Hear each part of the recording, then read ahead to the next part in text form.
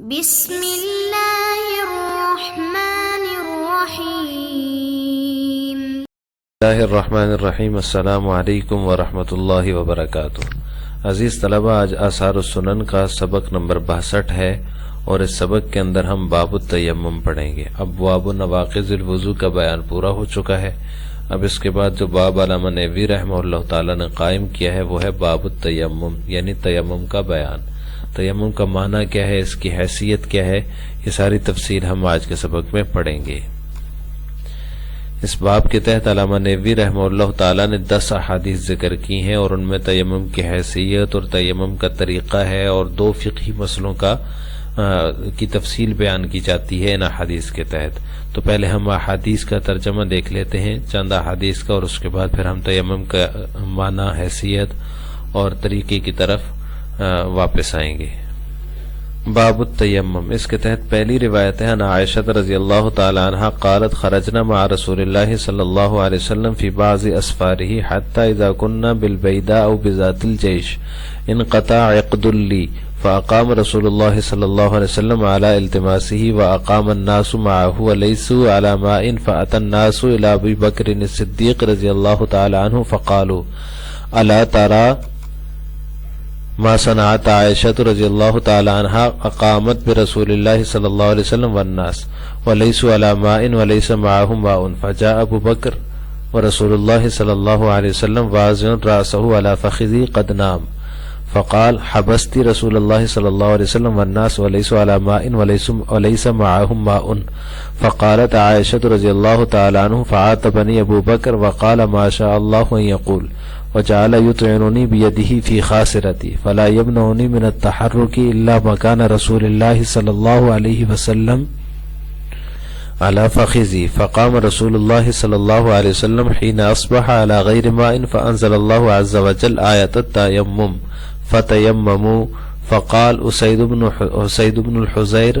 ما هي بأول بركتكم يا آل أبي بكر قالت فبعثنا البعير الذي كنت عليه فأصبنا العقد تحته رواه الشيخان۔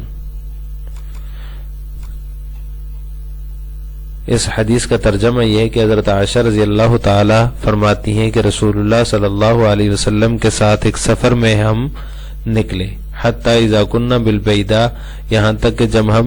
بیدا یا ذات الجیش کے مقام پر پہنچے، انقطع عقد لی، تو میرا ہار ٹوٹ گیا۔ فاقام رسول اللہ صلی اللہ علیہ وسلم علی التماسی، تو آپ صلی اللہ علیہ وسلم نے اسے تلاش کرنے کے لیے پڑاؤ ڈالا، واقام الناس معہ، اور لوگوں نے بھی آپ صلی اللہ علیہ وسلم کے ساتھ پڑاؤ ڈالا، ولیسوا علی ماء، اور وہ پانی پر نہیں تھے، یعنی وہاں پانی نہیں تھا آس پاس۔ فاتى الناس الى ابو بکر الصدیق رضی اللہ تعالیٰ عنہ، تو لوگ حضرت ابو بکر صدیق رضی اللہ تعالیٰ عنہ کے پاس آئے، فقالوا، انہوں نے کہا الا ترى، کہ آپ کو معلوم نہیں ہے، کیا تم نہیں دیکھتے، ما صنعت عائشہ رضی اللہ تعالیٰ عنہ، کہ حضرت عائشہ رضی اللہ تعالیٰ عنہ نے کیا کیا ہے، اقامت برسول اللہ والناس، انہوں نے روک لیا ہے آپ صلی اللہ علیہ وسلم کو اور لوگوں کو، ولیسوا علی ماء، اور وہ پانی پر نہیں ہے، ولیس معهم ماء، اور ان کے پاس بھی پانی نہیں ہے۔ فجاء ابو بکر رضی اللہ تعالیٰ عنہ، ابو بکر رضی اللہ تعالیٰ عنہ تشریف لائے، ورسول اللہ صلی اللہ علیہ وسلم واضع رأسه على فخذی، حضرت عائشہ فرماتی ہیں کہ حضرت ابو بکر تشریف لائے اور آپ صلی اللہ علیہ وسلم میرے ران پر سر رکھ کر آرام فرما رہے تھے، قد نام، سو رہے تھے، آرام فرما رہے تھے۔ فقال، تو حضرت ابو بکر رضی اللہ تعالیٰ عنہ نے کہا حبست رسول اللہ صلی اللہ علیہ وسلم والناس، تو نے روک لیا ہے لوگوں کو اور رسول اللہ صلی اللہ علیہ وسلم کو، ولیسوا علی ماء، حالانکہ وہ پانی کے پاس نہیں ہے، ولیس معهم ماء، اور ان کے پاس بھی پانی نہیں ہے۔ فقالت عائشہ، تو حضرت عائشہ فرماتی ہیں فعاتبنی ابو بکر، ابو بکر رضی اللہ تعالی عنہ نے مجھے ڈانٹا، وقال ما شاء اللہ ان یقول، اور جو اللہ نے چاہا انہوں نے کہہ دیا، انہوں نے کہا، وجعل یطعننی بیدہ فی خاصرتی، اور اپنے ہاتھ سے میرے پہلو میں چونکے لگانے لگے، فلا یمنعنی من التحرک الا مکان رسول اللہ صلی اللہ علیہ وسلم علی فخذی، تو رسول اللہ صلی اللہ علیہ وسلم میرے ران پر ہونے کی وجہ سے میں ہل بھی نہیں سکتی تھی، مجھے نہیں روکا کسی چیز نے ہلنے سے، مگر یہ کہ آپ صلی اللہ علیہ وسلم میرے ران کے اوپر آرام فرما رہے تھے. فقام رسول اللہ صلی اللہ علیہ وسلم، جب آپ صلی اللہ علیہ وسلم کھڑے ہوئے، حین اصبح، صبح کی، علی غیر ماء، صبح کے وقت جب آپ صلی اللہ علیہ وسلم بیدار ہوئے، علی غیر ماء، پانی کے بغیر، فانزل اللہ عز وجل آیت التیمم، تو اللہ تعالیٰ نے آیت تیمم نازل فرمائی. فتیمموا، تم تیمم کر لو. فقال اسید بن حضیر رضی اللہ تعالیٰ عنہ فرماتے ہیں، ما ہی باول برکاتکم یا آل ابی بکر، اے آل ابو بکر، یہ کوئی تمہاری پہلی برکت نہیں ہے، یعنی تمہاری برکات امت مسلمہ پر بے شمار ہیں. قالت، حضرت عائشہ فرماتی ہیں، فبعثنا البعیر الذی کنت علیہ، تو پھر ہم نے وہ اونٹ اٹھایا جس پر میں سوار تھی. فاصبنا العقد تحتہ، تو وہ ہار اس کے نیچے ہم نے پا لیا. رواہ الشیخان، اس کو شیخین نے روایت کیا ہے. اگلی روایت ہے، وعن عمران بن حسین رضی اللہ تعالی عنہ قال كنا في سفر مع النبي صلی اللہ علیہ وسلم فصلى بالناس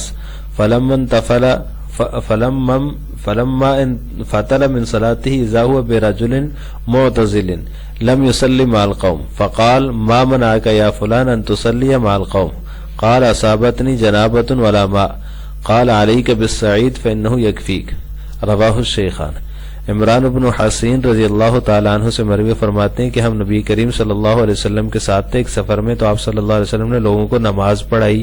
جب آپ صلی اللہ علیہ وسلم سے نماز سے فارغ ہوئے تو ایک شخص جو ہے وہ الگ تھا جس نے لم یصلی مع القوم، لوگوں کے ساتھ نماز نہیں پڑھی. تو آپ صلی اللہ علیہ وسلم نے فرمایا، ما منعک یا فلان ان تصلی مع القوم، اے فلاں تجھے لوگوں کے ساتھ نماز پڑھنے سے کس چیز نے روکا؟ قال، تو اس نے کہا، اصابتنی جنابہ ولا ماء، مجھے جنابت لاحق ہوئی ہے اور پانی نہیں ہے. قال، آپ صلی اللہ علیہ وسلم نے فرمایا، علیک بالصعید، تو تیرے اوپر مٹی لازم ہے، یعنی تو مٹی سے تیمم کر سکتا ہے. فإنه یکفیک، بے شک وہ تیرے لیے کافی ہے. رواہ الشیخان، اس کو شیخین نے روایت کیا ہے. اس باب کی تیسری روایت ہے، وعن حذیفہ رضی اللہ تعالی عنہ قال قال رسول اللہ صلی اللہ علیہ وسلم فضلنا علی الناس بثلاث جعلت صفوفنا كصفوف الملائکہ وجعلت لنا الارض كلها مسجدا وجعلت تربتها طہورا اذا لم نجد الماء. رواہ مسلم. حضرت حذیفہ رضی اللہ تعالیٰ عنہ سے مروی فرماتے ہیں کہ رسول اللہ صلی اللہ علیہ وسلم نے فرمایا، ہمیں 3 چیزوں میں فضیلت دی گئی ہے دوسری امتوں پر. جعلت صفوفنا كصفوف الملائکہ، ہماری صفوں کو فرشتوں کی صفوں کی طرح قرار دیا. وجعلت لنا الارض كلها مسجدا، اور تمام روئے زمین کو ہمارے لیے مسجد بنا دیا. وجعلت تربتها طہورا اذا لم نجد الماء، اور جب ہم پانی نہ پائیں، یعنی ہمیں پانی نہ ملے، تو زمین کی مٹی ہمارے لیے طہور بنا دی، پاکی کا ذریعہ بنا دی. رواہ مسلم، اس کو مسلم نے روایت کیا ہے. یہ باب تیمم کے بارے میں ہے. تو تیمم کا معنی کیا ہے؟ تیمم کا لغوی معنی ہے قصد کرنا، یہ اس کا لغوی معنی ہے. اور اصطلاح شرع میں تیمم کہتے ہیں پانی نہ ہونے کی صورت میں یا کسی عذر کی صورت میں پاک مٹی کا قصد کرنا، اس نیت اور اس غرض سے، اس مقصد سے کہ نماز پڑھ سکیں اور اوامر الہی کو ادا کر سکیں یا دیگر نیکی کے کام کر سکیں، اس کو تیمم کہا جاتا ہے. تو یہ تیمم کا لغوی اور شرعی معنی ہے. لغوی معنی قصد کرنا اور شرعی معنی اوامر الہی کو ادا کرنے کے لیے یا نماز پڑھنے کے لیے مٹی کا قصد کرنا، پانی نہ ہونے کی صورت میں یا پھر کسی عذر کی صورت میں. عذر سے مراد یہ ہے کہ اگر پانی استعمال کریں، کوئی ایسی بیماری لاحق ہے کہ پانی استعمال کرنے سے اس بیماری کے بڑھنے کا اندیشہ ہے، یا پھر یہ کہ کسی عضو کے ضائع ہونے کا اندیشہ ہے، تو اس صورت میں جیسے کوئی ایسا زخم ہے جس کی وجہ سے جس کو پانی لگ جائے گا تو وہ مزید خراب ہو جائے گا اور وہ عضو ضائع ہونے کا اندیشہ ہے، تو اس صورت میں اس عضو پر، اس جسم کے اس حصے پر تیمم کیا جاتا ہے. تو اصطلاحی معنی اور تیمم کا لغوی معنی قصد ہے، اور نماز ادا کرنے کے لیے، اوامر الہی کو ادا کرنے کے لیے مٹی کا قصد کرنا، یہ شرعی معنی ہے. یہاں پر ایک وضاحت بھی ضروری ہے، بلکہ اس کو ایک مسئلہ ہے، ایک فقہی مسئلہ ہے کہ تیمم جو ہے یہ رخصت ہے یا عزیمت ہے. یعنی یہ اصل حکم ہوتا ہے اور اس کا ثواب وہی ہوگا جو اصل کسی حکم کا ثواب ہے، یا پھر یہ کہ یہ رخصت کے طور پر تیمم کی اجازت دی گئی ہے امت محمدیہ کو۔ تو بعض علماء فرماتے ہیں پانی نہ ملے اس صورت میں یہ عزیمت ہے، میلوں دور تک آپ کہیں سفر میں ہیں، کسی صحرا میں ہیں، کسی ایسی جگہ پہ ہیں جہاں میلوں دور تک آپ کو آپ کے آس پاس پانی نہیں ہے، تو پانی نہ ہونے کی صورت میں تو اصل حکم جو ہوگا وہ تیمم کا ہی ہوگا، اور وہاں پہ جو ثواب ملے گا تیمم کا وہ پورا ملے گا، اور اصل حکم کے طور پر وہاں اگر آپ کے پاس پینے کا پانی تھوڑا بہت موجود ہے تو آپ اس کو نہ لگائیں، بلکہ اس سے وضو نہ کریں، بلکہ اس پانی کو بچا کے رکھیں زندگی بچانے کے لیے۔ اگر آپ نے اس پانی کو وضو میں استعمال کر لیا تو یہ عزیمت کے خلاف ہوگا، اور جو بندہ استعمال کرتا ہے اس طرح جو زندگی بچانے کے لیے جو پانی ہے اس کو بھی وہ وضو میں استعمال کر لیتا ہے، تو یہ عزیمت کے خلاف ہے۔ عزیمت یہی ہے کہ وہاں پر وہ تیمم کرے۔ رخصت یہ ہے کہ کوئی عذر ہے، آپ کو پانی موجود ہے لیکن عذر ہے، کہیں زخم ہے، ایسا گہرا زخم ہے کسی عضو پر، جیسے کہ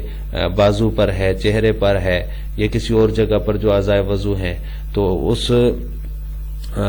زخم کو پانی اگر لگے گا تو وہ ضائع ہونے کا اندیشہ ہے، تو اس صورت میں یہ رخصت ہوگا۔ تو بعض علماء کے نزدیک یہ پانی نہ ملنے کی صورت میں تو عزیمت ہے، لیکن عذر کی صورت میں یہ عزیمت نہیں ہے بلکہ رخصت ہے۔ عذر کی صورت میں اصل تو یہی ہے کہ اگر ہو سکتا ہے کہ پانی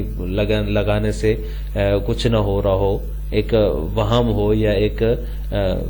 مفروضے کی بنیاد پر آپ یہ کہیں کہ بھئی اگر میں نے پانی لگایا تو یہ ضائع ہو جائے گا، یہ نہیں ہے، بلکہ یہ کہ اس صورت میں اصل حکم تو دھونے کا تھا، لیکن عذر ہے آپ کو، چونکہ وہم بھی نہیں ہے بلکہ یقینی ہے کہ جو ہے وہ ضائع ہو جائے گا، تو پھر اس صورت میں یہ تیمم کرنا یہ رخصت ہے۔ اور یہ جو تیمم کی فضیلت ہے یہ ایک ایسی فضیلت ہے جو صرف امت محمدیہ ہی کو حاصل ہے، باقی امتوں کو یہ فضیلت حاصل نہیں تھی، باقی امتوں میں تیمم کا حکم نہیں تھا۔ جیسے کہ یہ آخری حدیث جو ابھی ہم نے آپ کے سامنے پڑھی ہے، تیسری حدیث ہے اس باب کی، حضرت عمران بن حسین رضی اللہ تعالیٰ عنہ کی، وہ فرماتے ہیں کہ آپ صلی اللہ علیہ وسلم نے فرمایا کہ بلکہ حضرت حذیفہ رضی اللہ تعالیٰ عنہ کی ہے، وہ فرماتے ہیں کہ آپ صلی اللہ علیہ وسلم نے فرمایا کہ ہمیں پچھلی امتوں پر 3 چیزوں میں فضیلت دی گئی ہے۔ ایک تو یہ کہ ہماری صفوں کو فرشتوں کی صفوں کی طرح قرار دیا ہے، اور دوسرا یہ کہ تمام زمین کو ہمارے لیے مسجد قرار دیا ہے۔ اب ہم کہیں بھی نماز پڑھنا چاہیں پاک جگہ پر نماز پڑھ سکتے ہیں، تمام کی تمام زمین ہمارے لیے مسجد کا درجہ رکھتی ہے، وہاں ہم نماز پڑھ سکتے ہیں۔ پچھلی امتوں کے لیے یہ نہیں تھا۔ اور تیسری چیز ہے کہ مٹی کو، جو زمین کی مٹی ہے، اس مٹی کو ہمارے لیے پاکی کا ذریعہ بنایا ہے جبکہ پانی موجود نہ ہو۔ تو تیمم جو ہے یہ کتاب و سنت سے اور اجماع سے ثابت حکم ہے، اور یہ پانی نہ ملنے کی صورت میں اصل حکم تیمم کا ہے، اور یہ عزیمت ہے تیمم کا جو حکم ہے۔ تو آج کے سبق کا خلاصہ یہ ہوا کہ ہم نے باب التیمم کے تحت مذکور 3 احادیث جو تھیں ان کا ترجمہ اور تشریح پڑھی ہے، اور اس طرح ایک فقہی مسئلہ پڑھا ہے کہ تیمم رخصت ہے یا عزیمت ہے۔ اس کی تفسیر اور وضاحت ہم نے آج کے سبق میں پڑھی ہے، اور تیمم کا طریقہ اور تیمم کا جو ہے وہ کیا کہتے ہیں معنی اور مطلب سمجھائے کہ تیمم کس کو کہتے ہیں۔ تیمم کا طریقہ یہ ہے کہ 2 ضربیں لگائیں گے، اس سے چہرے کے اوپر مسح کریں گے، اور پھر 2 ضربیں لگا کر ہاتھوں کو بازوؤں سمیت مسح کریں گے، تو یہ تیمم کا طریقہ ہے۔ تو یہ سارے تفصیل ہم نے آج کے سبق میں پڑھی ہے۔ آخر میں آپ سے 2 سوال ہیں کہ تیمم کا لغوی معنی کیا ہے، یار یہ تو غلط، اور دوسرا سوال یہ ہے کہ کیا تیمم میں 2 ضربیں ہوتی ہیں یا 1 ضرب ہوتی ہے؟ تو یہ بھی آپ نے کمنٹ باکس میں بتانا ہے، ان دونوں سوالوں کا جواب آپ نے کمنٹ باکس میں دینا ہے۔ السلام علیکم ورحمۃ اللہ وبرکاتہ۔